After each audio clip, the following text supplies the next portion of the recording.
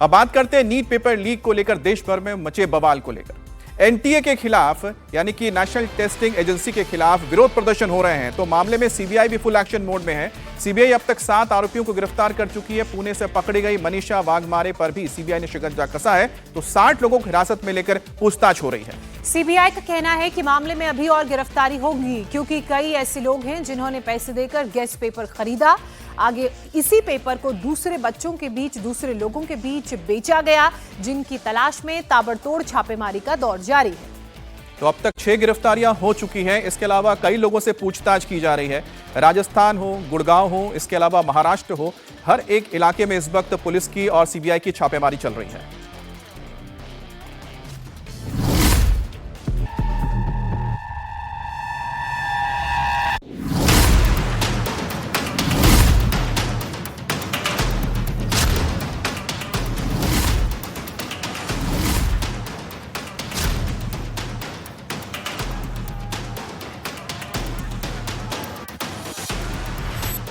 NEET का paper leak होने के मामले में सीबीआई का ताबड़तोड़ एक्शन जारी है। लाखों बच्चों के भविष्य से खिलवाड़ करने वाले एक एक आरोपी को ढूंढा जा रहा है। हर छोटे बड़े लिंक को जोड़ा जा रहा है और टीमें हर पहलू की बारीकी से जांच कर रही हैं।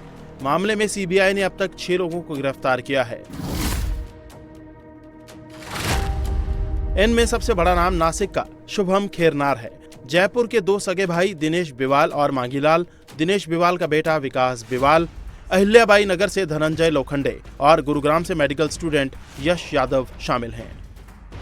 इन सब का नीट पेपर लीक में बड़ा रोल है और अब सीबीआई पुणे की मनीषा वाघमारे पर भी शिकंजा कस चुकी है।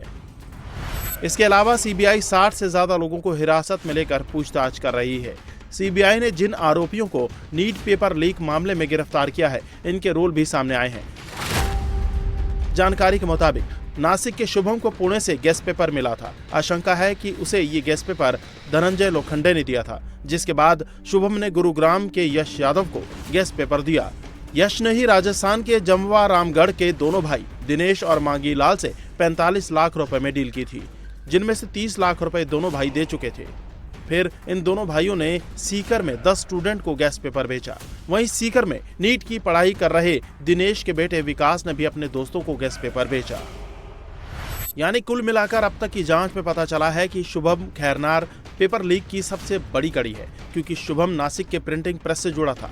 प्रिंटिंग प्रेस में पहुंचकर उसने पेपर निकाला और पुणे और गुरुग्राम में बेच दिया।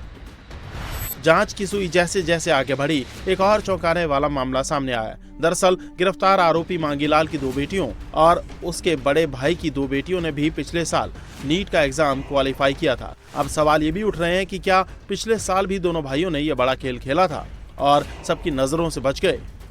जांच एजेंसियों ने दावा किया है कि नासिक से जब पेपर लीक हुआ तो उसके बाद गुड़गांव होते हुए सबसे पहले राजस्थान में एंट्री हुई जमवा रामगढ़ में। जमवा रामगढ़ में हम जिस घर के बाहर खड़े हुए हैं, यानी दिनेश और मांगीलाल का ये घर है, और बताया जाता है कि नासिक से जब पेपर लीक हुआ तो जमवा रामगढ़ पहुँचने से पहले हरियाणा गुड़गांव के एक डॉक्टर से ये पेपर खरीदा गया 30 लाख रुपये में, और उसके बाद यहाँ से यानी जमवा रामगढ़ से इसी परिवार के लोगों ने अपने बेटे यानी सीकर में इस पेपर को पहुँचाया और उसके बाद सीकर से चूरू, झुंझुनू, अन्य राज्यों में पेपर व्हाट्सएप पर फॉरवर्ड होता चला गया। इसकी खरीदारी कितने में हुई है, इसकी जांच की जा रही है। जांच एजेंसी अपने अलग अलग तर्क लगा रही है, लेकिन बड़ी बात यह है कि जिस घर के बाहर मैं खड़ा हूं, यानी दिनेश और मांगीलाल के जो 5 बच्चे हैं, वो नीट में उनका चयन हो चुका है पिछले साल ही। हालांकि परिवार का कहना है कि उन्हें फंसाया जा रहा है। उनके परिवार की 4 बेटी नीट क्वालिफाई कर चुकी हैं और सब ने मेहनत की है।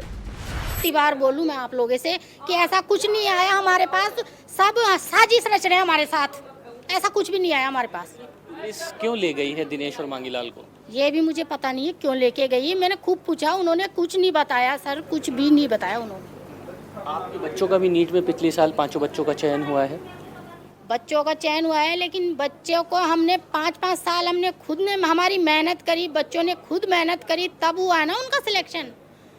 कि ऐसे ही हो जाएगा सिलेक्शन, मेहनत भी नहीं, बिल्कुल पता नहीं है। आपके पति कहाँ हैं? ये भी मुझे पता नहीं है मेरे पति को कहाँ लेके गए हैं। पुलिस कुछ नहीं बता रही है? कुछ नहीं बता रही हमको, तो ये हमारे साथ साजिश कर रहे हैं। इस कुछ भी नहीं है, मेरे हस्बैंड इसमें इन्वॉल्व बिल्कुल भी नहीं है, कोई साजिश कर रहा है हमारे खिलाफ। देश भर के कई ठिकानों पर सीबीआई की छापेमारी जारी है। कई अन्य संदिग्धों से पूछताछ हो रही है। मोबाइल समेत कई इलेक्ट्रॉनिक डिवाइस और आपत्तिजनक सामग्री बरामद हुए हैं। ऐसे में सीबीआई तकनीकी और फॉरेंसिक विश्लेषण के जरिए पेपर लीक के सभी एंगल की जांच में जुटी है। चूरू झुंझुनू होते हुए ये अन्य किन जिलों में इस पेपर को फॉरवर्ड किया गया, और सबसे बड़ी बात ये कि गुड़गांव के डॉक्टर से यानी नासिक से होते हुए जब हरियाणा ये पेपर पहुंचा तब जमवा रामगढ़ में गुड़गांव के डॉक्टर से कनेक्शन क्या है। यानी इन कड़ियों को खंगालते हुए माना जा रहा है कि राजस्थान के अलावा जिन राज्यों में ये पेपर पहुँचा है वहाँ जो बड़े साजिशकर्ता हैं वो बेनकाब होंगे।